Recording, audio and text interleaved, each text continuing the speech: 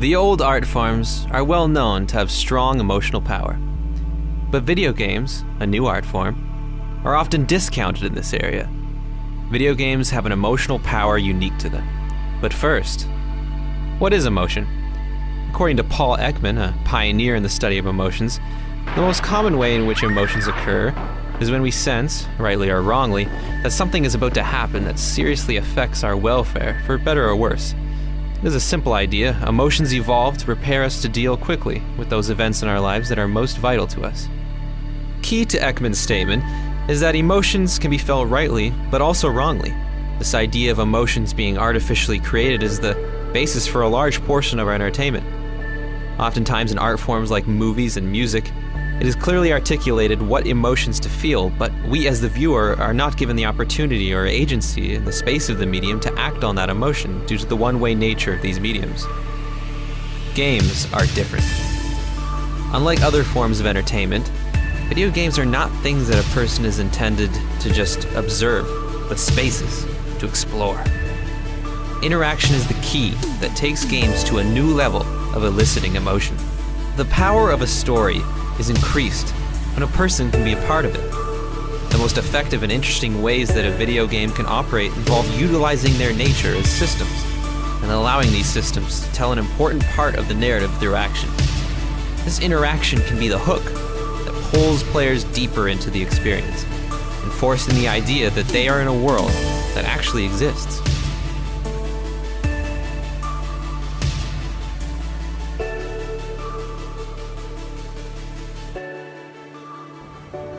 We sat down and played 3 games that elicited emotions in compelling ways. The rest of this video contains spoilers for the games Journey, Brothers: A Tale of Two Sons, and Little Inferno. Journey is an experience that places you into a desert and asks you to travel to a far-off, mysterious mountain. Along the way, you encounter ancient ruins. Trapped within are cloth creatures made from the same material as you. By interacting with them, you power up your scarf and learn how to float through the sand-covered landscape. Throughout the entire first quarter of the game, you are given near absolute freedom to go where you like and do what you wish. The game gives you a vast amount of agency to explore any way you want. Your agency is expanded each time you grow your cloth, allowing you to more easily take in the sight of the beautiful and ancient ruined world. The atmosphere of the levels fills you with awe and wonder. You feel as though you are in a wonderland of discovery and opportunity. The game starts to speed up as you slide down sandy hills through a vacant city. Stopping to appreciate the city becomes less and less of an option as the game transitions from eliciting awe towards pure exhilaration. Without noticing, your agency as a player is slowly taken away from you. Before you have time to stop, you fall off a cliff and fall deep into an abyss. Your mountain goal disappears from view, just like the sun.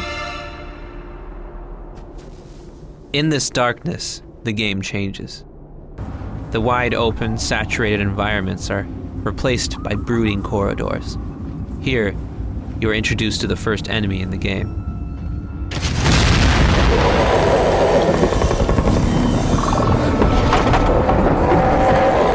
Gripped in fear, you find that there is no way to fight these monsters. The game further shrinks you as a player, and by again taking away your agency, you begin to feel helpless. No! Don't get eaten by a guy. No! In the event of you being hit by a monster, okay? you lose half of your scarf. Okay? This brutal blow can make you lose almost all of your movement abilities, leaving you with even fewer options for exploration. Eventually, you make it out of the abyss, only to find a deadly blizzard between yourself and the top of the mountain. What scarf you have left freezes over, and your ability to fly is again useless. The blizzard grows stronger and your character collapses on the side of the mountain. In this way, the game is the opposite of many games. It unloads abilities to the player in the opening hour, and then takes them all away, almost entirely, rather than giving you more. Through manipulating agency and atmosphere, Journey turns happiness into sadness. But that's not where it ends. In an act of Deus Ex Machina, the game gives you a second chance. your scarf again becomes long and full of energy. The player's navigation ability explodes with possibility, and the game becomes drenched in saturated colors as you feel quite literally on top of the world, before you reach the summit and experience the solemn ending.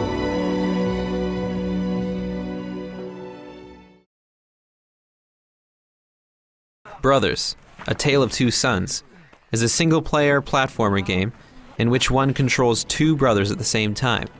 The left side of the controller controls the older brother, while the right side controls the younger brother. In this way, the player embodies the relationship of the two brothers. The entire game sets up this relationship through platforming and puzzles. It teaches the player to rely on using the two together to solve problems and move through the world. As well, the brothers have different personalities shown through how they interact with the world. The older brother is shown to be more straightforward and level-headed, while the younger brother is more playful and has a way with animals. A key recurring interaction the brothers have is that the younger brother must cling to the older brother as he swims, because the younger brother is afraid of water. This and other instances of character expression lead the player to become attached to these brothers. This attachment lends more weight to their struggles and adventures in the game. It is also the first step in setting up loss. Near the end of the game, tragedy strikes, and the older brother is killed. Now the younger brother must complete the quest alone. The loss is reinforced in two ways, based on the interaction method the game is set up. First, only the right side of the controller is used at this point, due to the left side no longer being needed. Second, the younger brother still encounters obstacles that accommodate two characters, despite there only being one. Beyond the narrative weight of the scene and the drama therein, these gameplay reminders give the loss real repercussions. The final piece to the emotional puzzle is when the younger brother once again encounters water without his brother to help him cross.